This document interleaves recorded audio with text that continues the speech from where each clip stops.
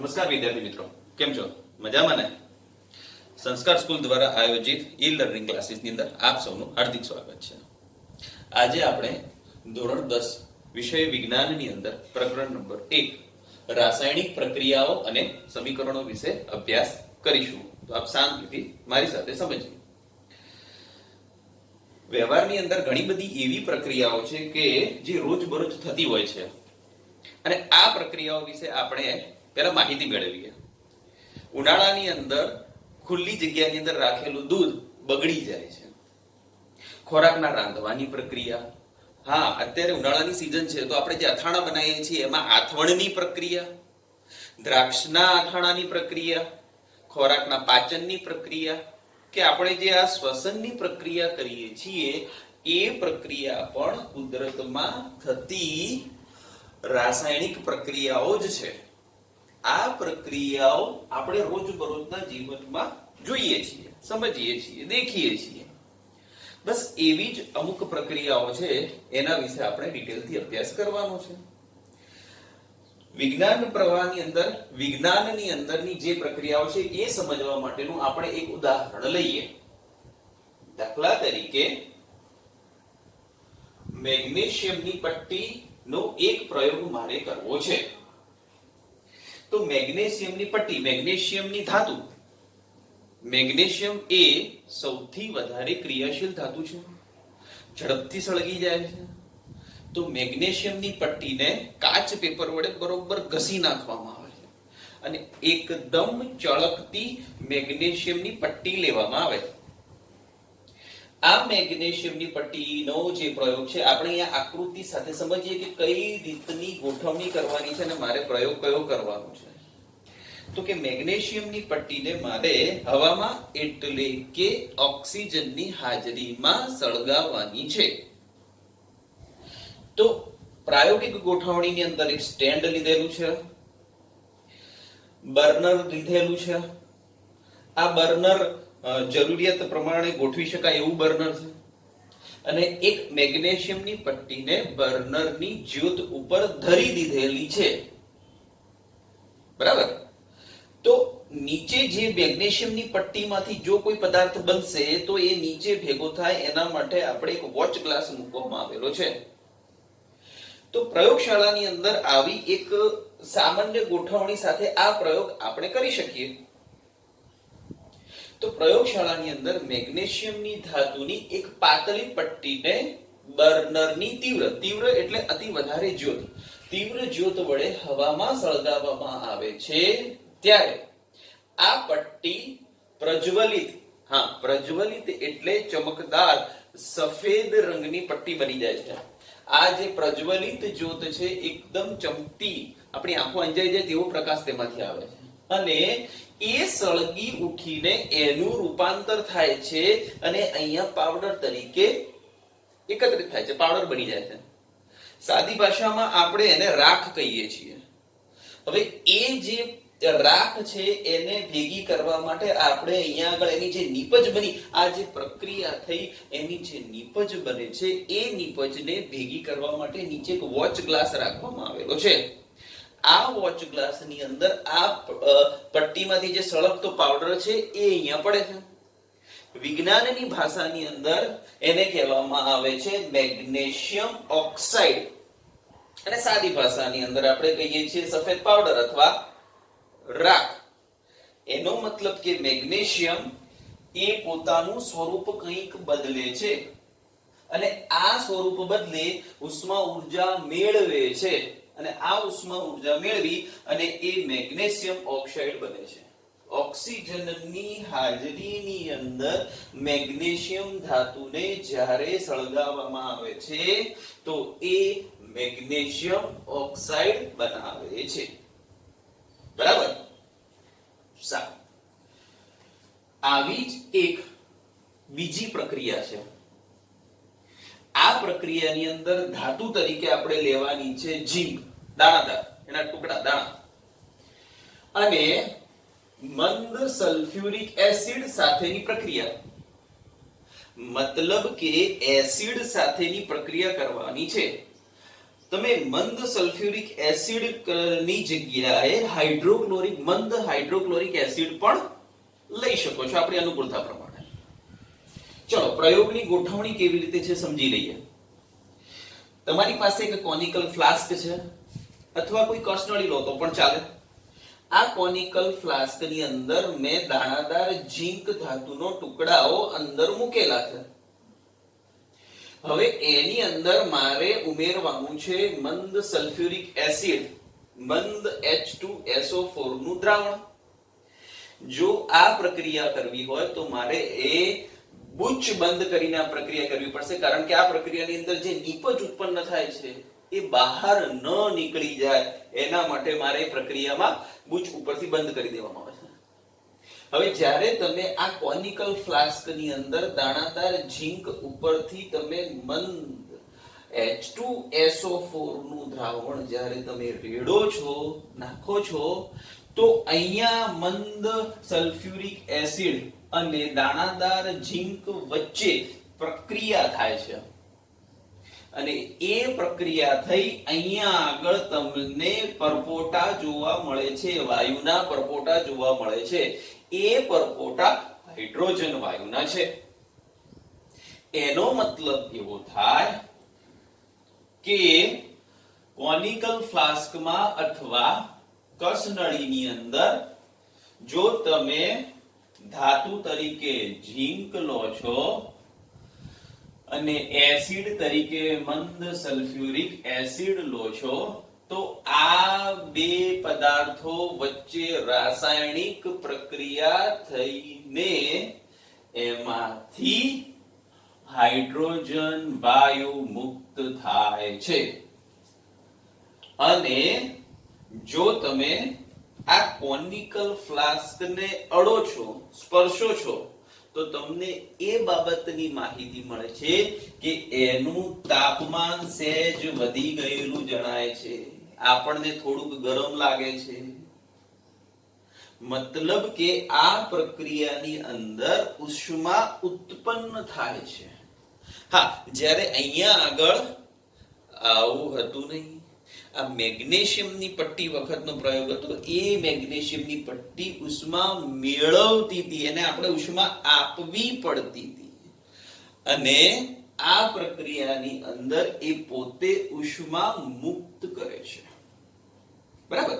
તો અહીંયા આગળ આપણી પાસે આ રાસાયણિક પ્રક્રિયાઓ સમજવા માટેની બે પ્રક્રિયાઓ આપણે બોર્ડ ઉપર દોરેલી છે અને સમજીએ તો એના ઉપરથી એક સામાન્ય થોડાક તારણો આપણે વિચારીએ કે કોઈ પણ બે પદાર્થ વચ્ચે જ્યારે પ્રક્રિયા થાય તો એ પ્રક્રિયા થઈ અને એમાંથી કયા સ્વરૂપ બદલાય, શું થાય છે, તો એના મુદ્દા નોંધીએ. તો કે કોઈ પણ બે પદાર્થ વચ્ચે પ્રક્રિયા કરવામાં આવે તો નંબર 1 એની ભૌતિક અવસ્થા બદલાય છે. કોઈ પણ બે પદાર્થ વચ્ચે પ્રક્રિયા કરવામાં આવે તો એની ભૌતિક અવસ્થા બદલાય છે. અહીંયા જોયું, આની ભૌતિક અવસ્થા ઘન સ્વરૂપ હતી, આની ભૌતિક અવસ્થા પાવડર સ્વરૂપની છે. મતલબ આમાંથી અહીંયા આગળ કંઈક રૂપાંતર થાય છે. નંબર 2, કોઈક પ્રક્રિયામાં રંગ પરિવર્તન થાય છે.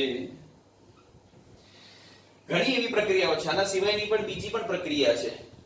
તો એ પ્રક્રિયાની અંદર રંગ બદલાઈ જાય છે. જે પ્રક્રિયા તમે લીધું હોય, જે ધાતુ તમે લીધી હોય, એનો જે રંગ હોય પ્રારંભિક, એ રંગ બદલાઈ જાય છે. નંબર 3, અમુક પ્રક્રિયામાં વાયુ ઉત્પન્ન થાય છે. ઝીંક અને મંદ સલ્ફ્યુરિક એસિડ સાથેની પ્રક્રિયામાં આપણે જોયું કે હાઇડ્રોજન વાયુ ઉત્પન્ન થાય છે. નંબર 4, તાપમાન માં ફેરફાર થાય છે. તો એનો મતલબ એ કે આ પ્રક્રિયાઓને અંતે, આવી રાસાયણિક પ્રક્રિયાઓને અંતે કઈ ને કઈ ફેરફાર અસ્થાયી રાખે છે. એની અંદરથી કોઈની ભૌતિક અવસ્થા બદલાઈ જાય, સ્વરૂપ બદલાઈ જાય, કોઈ પ્રક્રિયામાં રંગ પરિવર્તન થઈ જાય છે, એનો જે રંગ છે એ રંગ બદલાઈ જાય છે. અમુક પ્રક્રિયાઓની અંદર વાયુ ઉત્પન્ન થાય છે, હાઇડ્રોજન વાયુ છે, બીજા અમુક વાયુઓ ઉત્પન્ન થાય છે અને તાપમાનમાં ફેરફાર થઈ શકે છે. આમ રાસાયણિક પ્રક્રિયાઓને અંતે આટલા મુદ્દાઓ થઈ શકે છે. તમે જે પ્રયોગ કર્યો છે એ પ્રયોગના પરિણામોની અંદર આવા ફેરફારો થઈ શકે છે. હવે અમુક જે પ્રક્રિયાઓ છે એ પોતે ઉષ્માનું શોષણ કરશે અને અમુક જે પ્રક્રિયાઓ છે એ ઉષ્મા મુક્ત કરશે. તો આ જે પ્રક્રિયા છે, આ પ્રક્રિયા કઈ? મેગ્નેશિયમની પટ્ટીને હવામાં સળગાવવામાં આવે. આ મેગ્નેશિયમની પાતળી પટ્ટીને આ બર્નરની જ્યોત વડે સળગાવવામાં આવે છે. તો એ પ્રક્રિયામાં તમે ઉષ્મા ઉર્જા આપો છો. તો એ પ્રક્રિયા થઈ જશે, અહીં ક્યાંક નોંધી દઈએ છીએ આપણે, ઉષ્મા શોષક પ્રક્રિયા. બરાબર? આ ઉષ્મા શોષક પ્રક્રિયા છે. આ પ્રક્રિયાને ઉષ્મા ઉર્જાની જરૂર પડે છે. આ પ્રક્રિયા ઉષ્મા ઉર્જા વગર થઈ શકે નહીં. અને આ જે પ્રક્રિયા છે એ પોતે ઉષ્મા મુક્ત કરે છે. એટલે જ તો આ કોનિકલ ફ્લાસ્કનું તાપમાન વધેલું જણાય છે ને. તો આવી પ્રક્રિયાઓ અહીંયા નોંધી દઈએ, એને કહેવામાં આવે છે ઉષ્માક્ષેપક પ્રક્રિયા. સહેલું છે મિત્રો. સાદી સરળ વ્યાખ્યા સમજી લઈએ તો કે જે પ્રક્રિયાની અંદર બહારથી ઉષ્મા આપવી પડે એવી પ્રક્રિયાને કહેવાય ઉષ્મા શોષક પ્રક્રિયા. જે પ્રક્રિયા પોતે ઉષ્મા મેળવે છે એવી પ્રક્રિયાને કહેવાય ઉષ્મા શોષક પ્રક્રિયા. અને જે પ્રક્રિયાની અંદર પોતે ઉષ્મા મુક્ત કરે છે એવી પ્રક્રિયાને કહેવાય ઉષ્માક્ષેપક પ્રક્રિયા. ઉષ્મા શોષે, ઉષ્મા મુક્ત કરે. બરાબર? તો આ જે બે પ્રક્રિયાઓ છે એની આપણે ડિટેલથી ચર્ચા કરી. હવે આ જે પ્રક્રિયાઓ છે એ પ્રક્રિયાઓને તમારે સાદી ભાષાની અંદર સમીકરણ તરીકે લખવું હોય તો કેવી રીતે લખાય? એ સમીકરણ તરીકે લખવા માટે અગાઉ આપણે સમજીએ આગળ કે ભાઈ તમે કોઈ પણ પ્રક્રિયા કરી, એ પ્રક્રિયામાં આટલું લાંબુ લખવું પડે કે ભાઈ મેગ્નેશિયમની ધાતુની પટ્ટીને બર્નરની જ્યોત વડે સળગાવવામાં આવે તો સફેદ રંગનો પાવડર મળે છે. એના કરતા આપણે માત્ર સમીકરણ તરીકે લખી શકીએ તો. બરાબર? ચાલો આગળ જોઈએ. જો હું એને સમીકરણ તરીકે લખીએ તો આ સાદી ભાષાની અંદર સમીકરણ તરીકે કેવી રીતે લખી શકાય? ચલો આ જ પ્રક્રિયા જોઈએ છીએ આપણે. આટલી બાબત સમજી નીકળી જાય. મેગ્નેશિયમની પટ્ટીને હવામાં સળગાવતા આટલું બાબત. બરાબર? પ્રયોગ રાખીએ છીએ. ચલો તો મારી પાસે હતી ધાતુ તરીકે મેગ્નેશિયમ વત્તા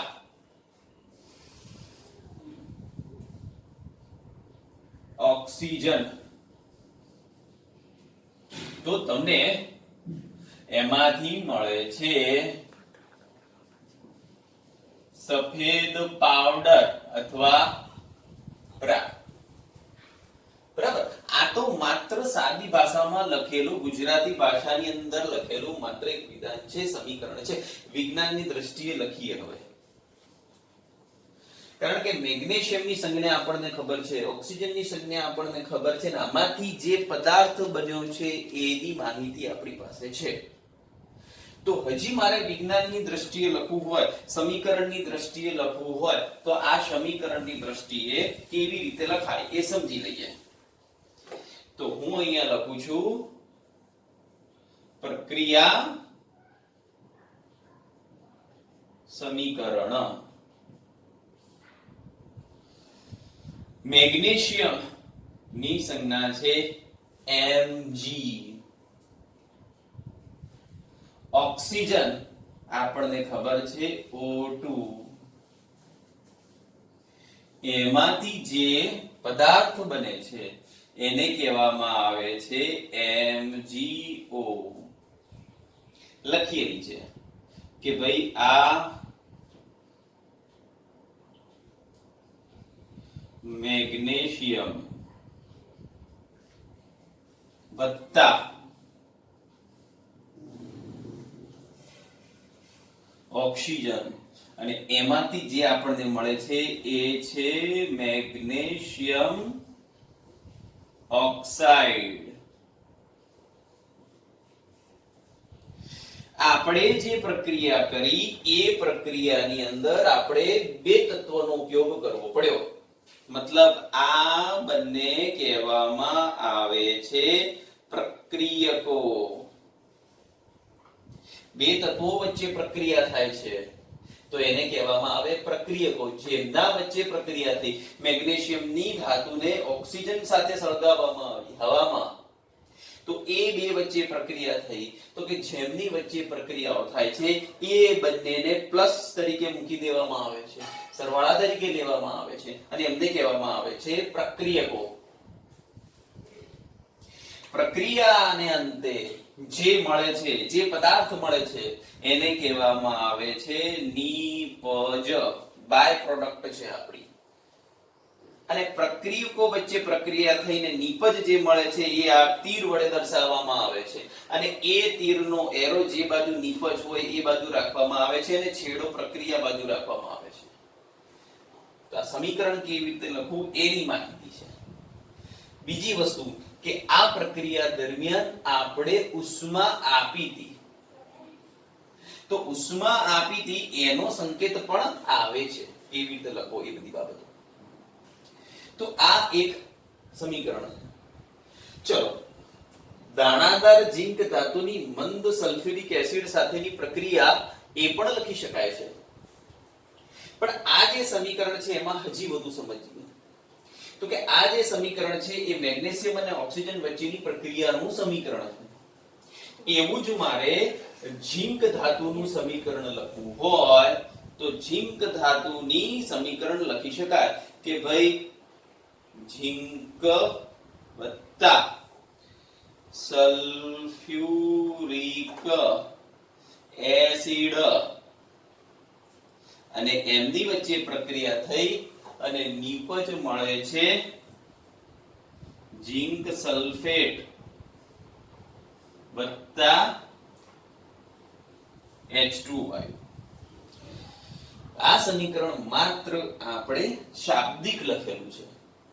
સંજ્ઞા તરીકે લખવું હોય, આ જ સમીકરણ મારે સંજ્ઞાનો ઉપયોગ કરીને લખવું હોય તો લખી શકાય કે Zn વત્તા H2SO4 એમાંથી મળશે ZnSO4 વત્તા H2 વાયુ. બરાબર. તો ઝિંક ધાતુની મંદ સલ્ફ્યુરિક એસિડ સાથેની પ્રક્રિયા થઈ ઝિંક સલ્ફેટ વત્તા હાઇડ્રોજન વાયુ મુક્ત થાય છે. તો આ પ્રક્રિયાની અંદર આ બે આપણા માટે છે પ્રક્રિયકો. આ બે પ્રક્રિયકો વચ્ચે પ્રક્રિયા થાય છે અને એમની વચ્ચે આ જે સરવાળાનું નિશાન મૂકવામાં આવેલું છે એ એવું કહેવા માંગે છે કે આ બે પ્રક્રિયા કરશે કંઈક અને આ પ્રક્રિયાને અંતે જે નિપજ મળે છે એ નિપજ તરીકે છે આવી આ નિપજ છે, બાય પ્રોડક્ટ છે, આ નિપજ છે. જો મિત્રો અહીંયા આગળ તો નિપજ તરીકે એક જ હતી પ્રોડક્ટ આપણા પાસે, એટલે એને કઈ આપણે સરવાળા તરીકે લખવી જરૂરી નથી. અને અહીંયા આગળ તમને નિપજની અંદર બે બાબતો મળે છે તો એ નિપજની બે બાબતોને આપણે સરવાળા તરીકે અહીંયા આગળ લખી શકીએ. તો એક ઝિંક સલ્ફેટ છે અને એક હાઇડ્રોજન વાયુ છે. આ હાઇડ્રોજન વાયુ મુક્ત થઈ જાય છે. પરપોટા સ્વરૂપે અહીંયા આગળ જે જોવા મળે છે એ સમીકરણ તરીકે અહીંયા આગળ લખેલું છે. તો આ સમીકરણ લખવા માટેની એક રીત છે. વૈજ્ઞાનિક ઢબે તમે સમીકરણ લખી શકો છો, કારણ કે દરેક વખતે આપણે આટલું મોટું કંઈક વિધાન લખવાનું ના હોય, આટલું બધું વિજ્ઞાનમાં ના લખવાનું હોય, બરાબર. અથવા લખવા જઈએ તો પણ કેટલી બધી વાર લાગે છે. આ આખી પ્રક્રિયા સમીકરણ આપણને સમજાવી દે છે. આ સમીકરણ આપણને સમજાવી દે છે કે ભાઈ અહીંયા આગળ શું થાય છે, બરાબર. તો મેગ્નેશિયમની પટ્ટીનું સમીકરણ છે કે ઝિંક સલ્ફેટની પટ્ટીનું ઝિંક ધાતુની પટ્ટીનું સમીકરણ છે. તો આ બંને સમીકરણો આપણને આ બાબતની સ્પષ્ટ માહિતી આપે છે કે ભાઈ તમારી પ્રક્રિયા થઈ, તમે જે પ્રક્રિયકો લીધા એ પ્રક્રિયકોમાંથી નિપજ તરીકે તમને શું મળે છે. અહીંયા આગળ જે પ્રક્રિયા કરી એ પ્રક્રિયકમાંથી નિપજ તરીકે શું મળે છે. ચલો આપણે પ્રક્રિયા સમીકરણ તો સમજી ચૂક્યા છીએ. હવે વિજ્ઞાનની દ્રષ્ટિની અંદર વિજ્ઞાન એમ કહે છે કે ભાઈ પ્રક્રિયકો અને નિપજોની અંદર જેટલા પણ પરમાણુઓ ભાગ લેતા હોય, જેટલા પણ તત્વો ભાગ લેતા હોય, એમાં પરમાણુઓની સંખ્યા એક સરખી હોવી જોઈએ, કારણ કે દળ સંચયનો નિયમ કહે છે. દળ સંચયનો નિયમ એવું કહેવા માંગે છે કે જે વિશ્વમાં દળનો જથ્થો હંમેશા અચળ રહે છે. પ્રક્રિયકોમાં જેટલું દળ હોય એટલું જ નિપજમાં દળ હોવું જોઈએ. તો આ સમીકરણ હાલ બેલેન્સ સમીકરણ નથી. આ સમીકરણ હાલ બેલેન્સ સમીકરણ નથી. બેલેન્સ સમીકરણ બનાવવા માટે આપણે હવે પછી વિચારીશું, જોઈશું. તો